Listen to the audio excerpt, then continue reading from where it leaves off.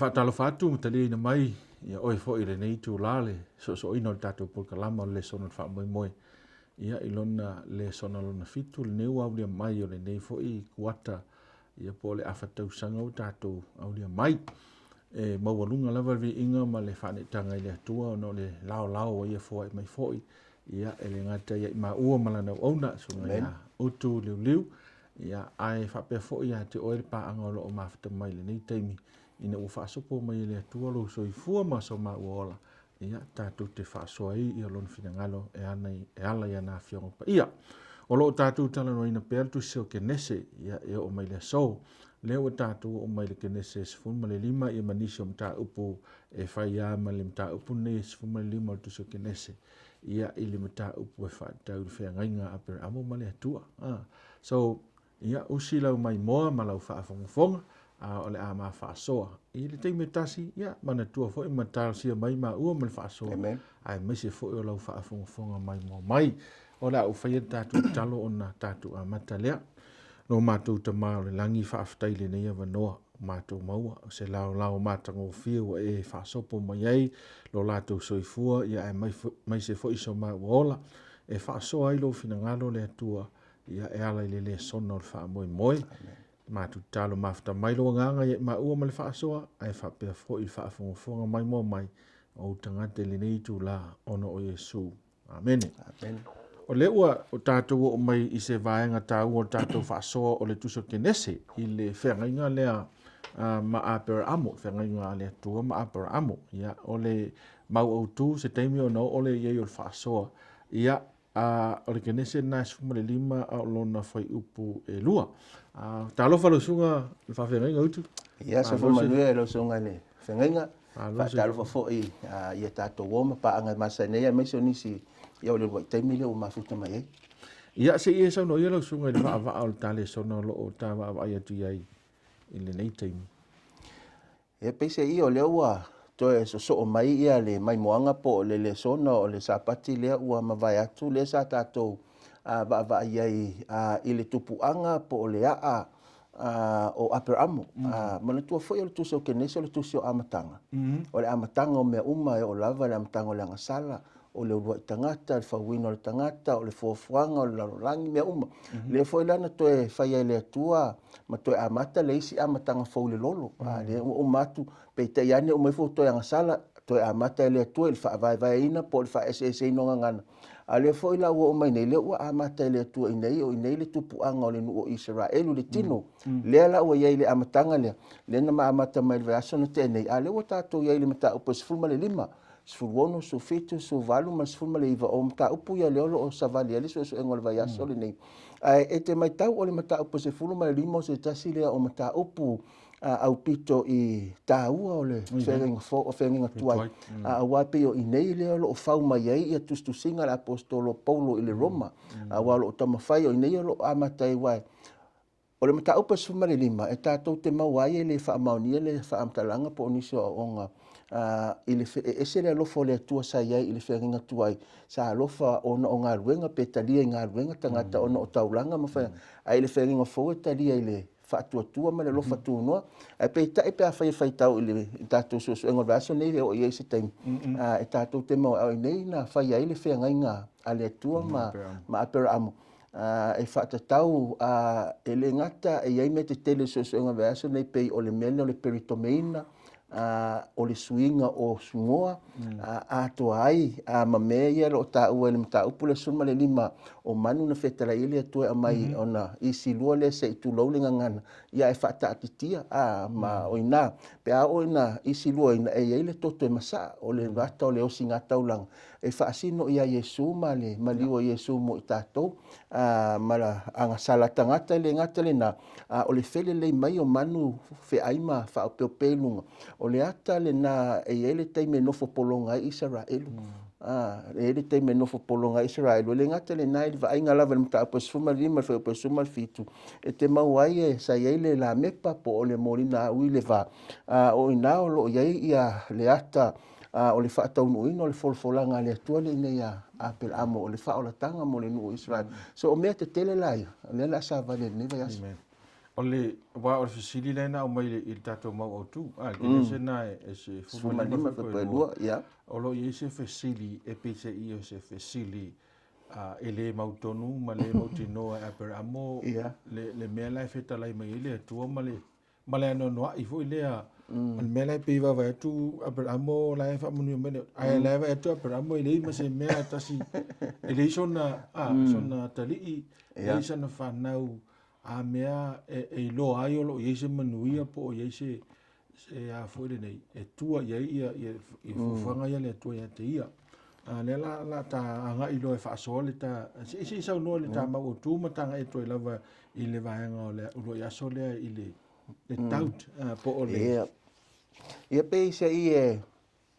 e lava le ngana lo fa nga ina i le pule lo fa ma au tu e ta o me i ta to lo i le masal salonga lo i le mautonu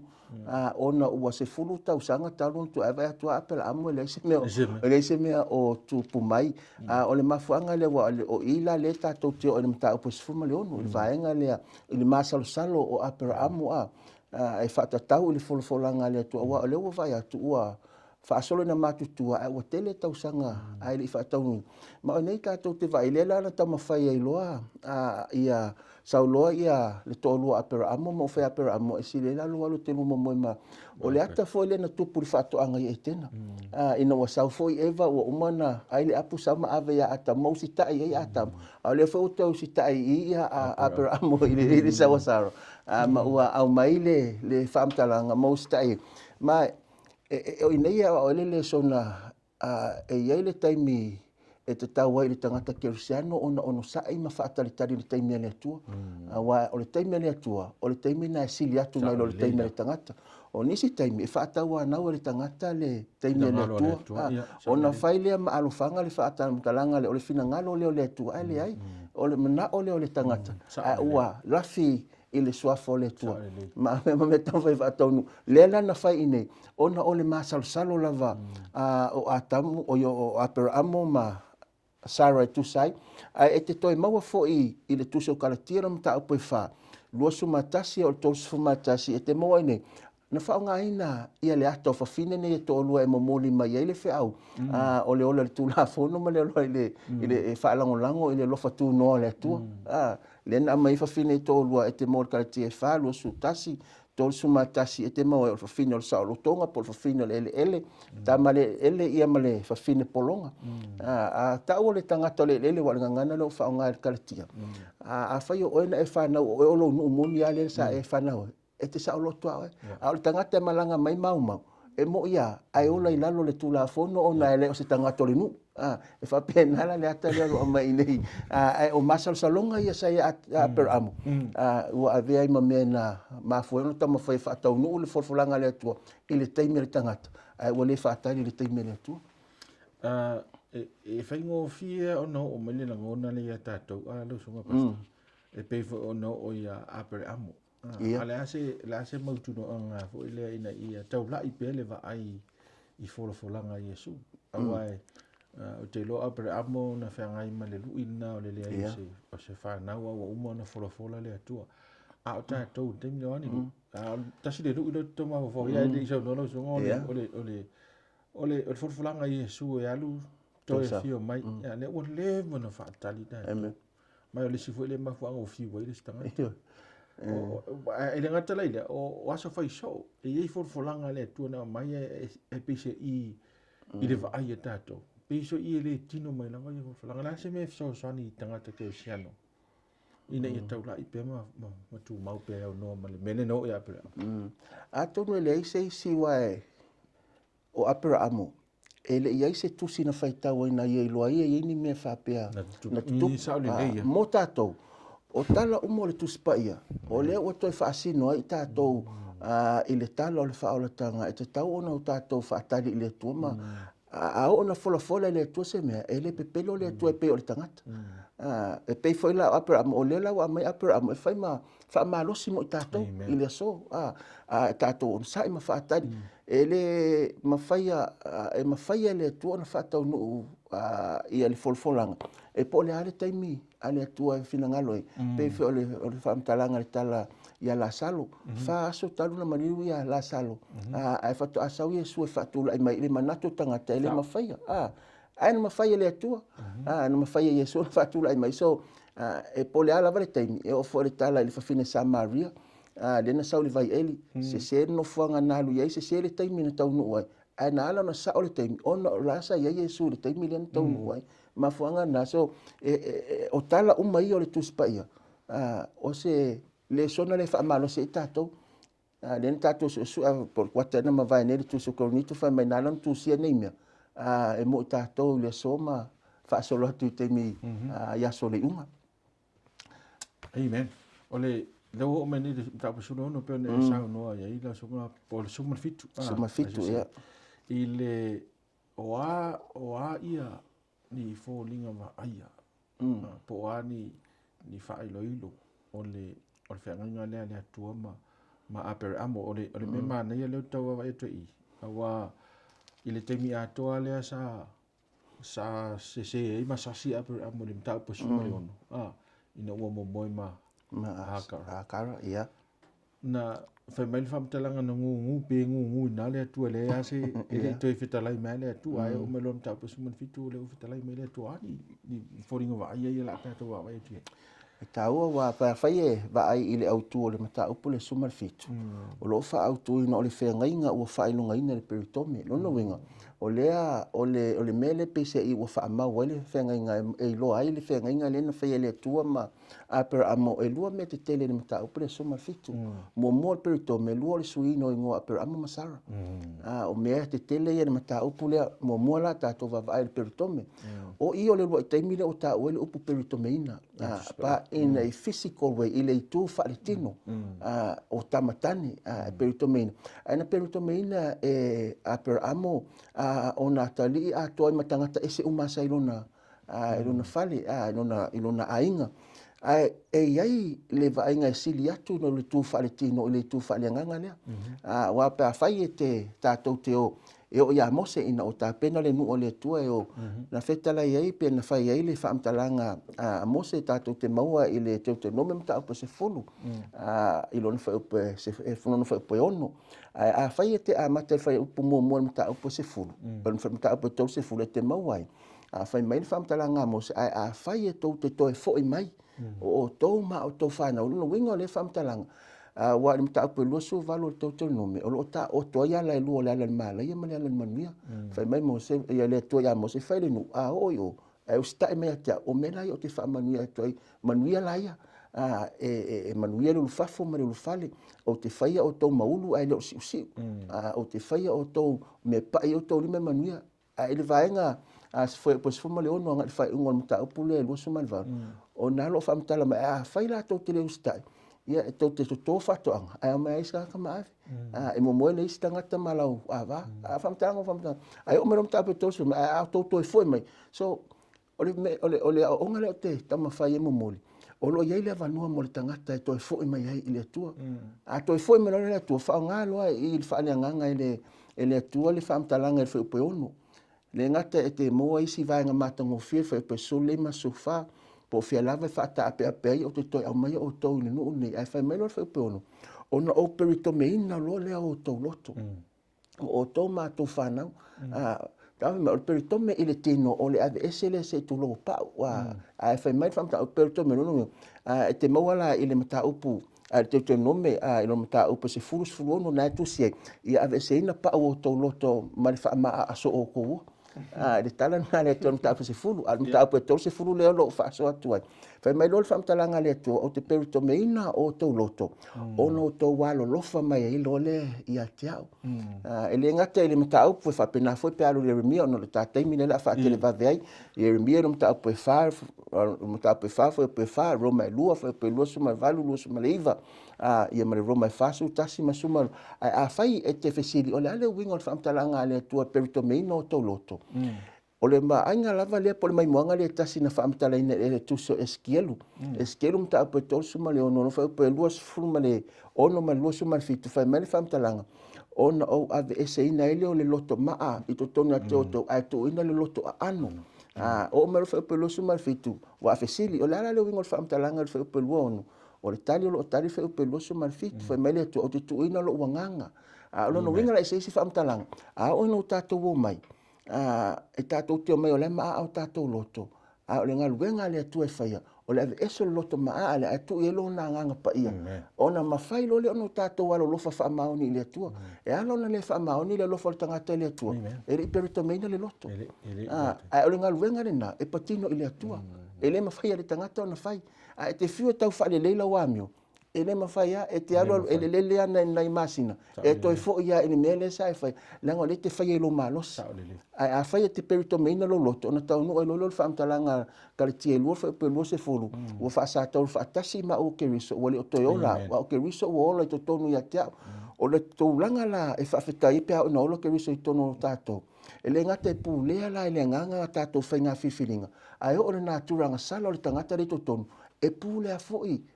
tau i lalo e le nganga pa i o le tua a tato fa nga fifilinga e ta uala le vaenga le ai le ngate le na o le swingo i ngua mai e lua le sa fa so atoi le o sui mai le ngo aperamo ia aperamo wale o le toe tama e fa ina ai o le tama o nu uma sarai o ia o le princess ile sarai a le o sara o ia o le princess o malo uma po le tinao malo uma e tupunga mai ia aperamo so e te mai tau fo i le tuso Danielu ina ua mai tama ia o Danielu ma tama to tolu mai e eso la to ngono mai malato mai i uta ai o mai sui i paperonia a wa ona sui lo ngo sui mala wa mio sui ma me fai fa pia ka ko de so ta o kersiano ai fa ta to ngo fo pe nickname fo pe ngo le lolan ya nga ma ka ni nga mi fa lolan ai le amio keris e fa pena fo la mele le tele o to ne fa tai lo songane mano o te lo o le wa meta le sona non fai unga le wa pa ia va nga ta ua la vai o fai longa o le o le fa nga le so ile ngata ile e maka ile transitioning po le ese senga o mea man tu le tua e pa ia male ta o upu le sanctification or sanctify or tu se ale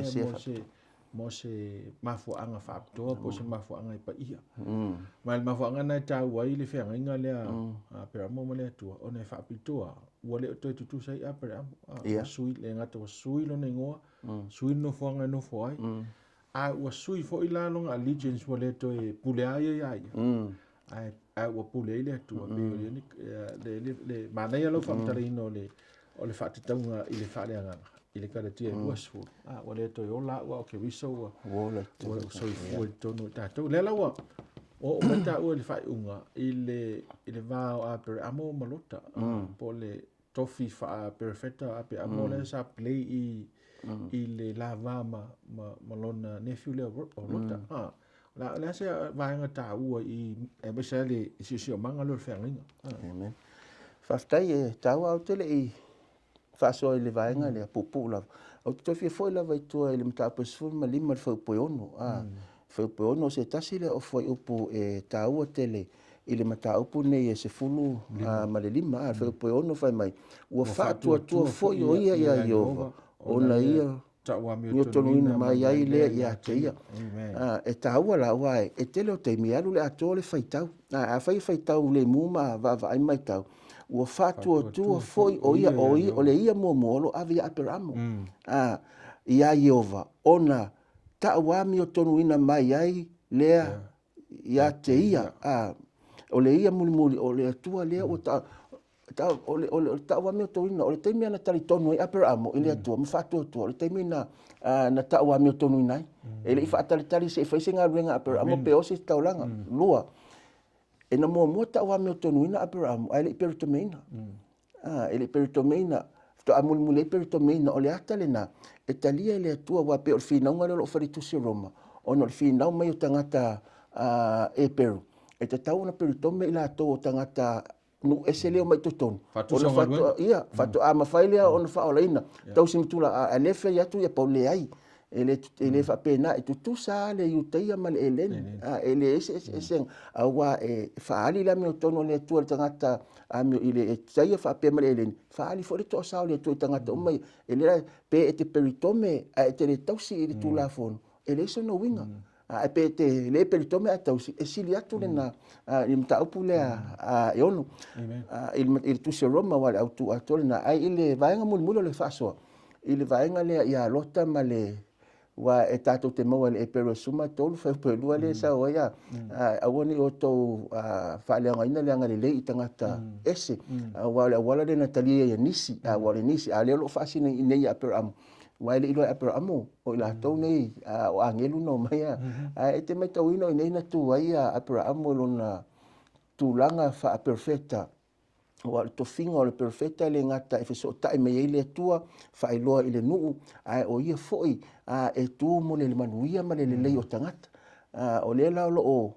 mafofau a per amolo ia tangata mi o tonu so toma ma como a le la fa o matia le tua le la na fina wai ma tama fai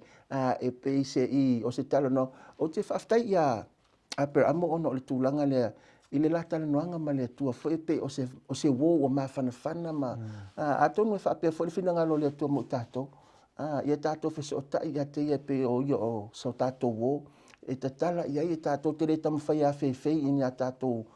upu mangiana nga upu fe so ta inga ma le tua a ta sa o ile tua le mana onga ma melo o le ata mata ngo fiele na o ta o to inel vaenga fai ule ile tu ai o per amo mo tangata Hamilton pe foi ona tu mo se ina ua fa mai le tu le mongo se ora o fa o matia a tu mo se me avela ua tu ule o le wingana ma o le ata manino na o Yesu le ta to te fa tu ia ilona maliu tali tonu ilona to tu manu malo mai wa na ngata ile sa tau le e le tala lele ele o se tala lele ia ato ana ato ina o to tu mai Yesu a fio le lang le la tatou te whaatale I lona toe a fio whaanua mai o le ata mautinoa maritala le leina e whaavau. Au e whaasoa lau songa whaiwhi au o lai anu ro mafu whau I le awhianga po o le outcome o le mo le mea o le tangata e ua I lalo o le whaamaru lea o le whaingainga ma le atua e i le awhianga o le mena o le whaapa ia ina o tangata pe on tātala noa pe o le peritome ina o tangata pe o le lea lau e ilon whaatonga whaaleanganga nene e saunua le tau tau whai paulo e whaamtala mai o le wingo lau whaamtalanga a iei lo leo singa whenga le tangata ma le atua e iei le lona awhianga I lona olanga o le awhianga le lei pe lau apre amo leo whaai ui e tale sona I le mele tu wai apre amo le vau apre amo ma malota masotoma se va ile feutena inga le fai wa toi ave no mafo fo ya mo se fo pe mo se ina o tu fo mo se mo le tu man tu mo se so fo mo se e fai fe asi feu o lona fo ile tu anga ma lona o langa mai ai na yai no le so ta inga le ma le tu ma le va la ta ma le tu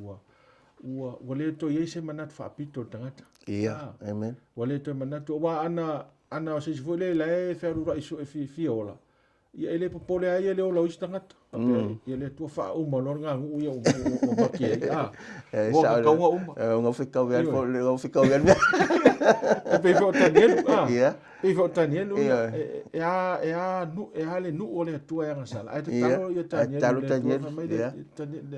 taniel talo na talo ile tua le tua o nga sala fantasimo tangata so I see this pattern all throughout the iltusipa ia. So stangata la vai mafuta e lata le la mafutanga male atua. E ofo ia te ia. E pele ia te ia. Isi. Amen. Ia isi tangata. E ta ue te le ola male soifua o tangata. Ai mai se lo lato wola ina ia sawa nganga o tangata. Ia e mai le whaamasnonga le atua. Amen. So exactly the reason why len whaonga le atua tangata. Ina ia va ai ia tofo tangata ile compassion ne o le atua. Amen. E awa nei fa masino tangata leis tangata ola I leis tangata ola ai eva ai I mata se turoa I fofonga o le atua e pele le atua so tangata yeah that's what I get out of this ole impact ole whangainga le e suia I lo mafofonga fa tangata ile va ai fa le atua yeah fa tai tele la velo so fa manuia le atua I lo sunga fa whangainga ia maua pea le to fa ia awale fa so ina le fionga le tua la fai tatar amen o mātou tamalangi whaaftai lau fionga, whaaftai whaasoa le atua malau ona i autu nei fo yaso. Yes. Talo le atua le ale me o i ele maa whaasoa.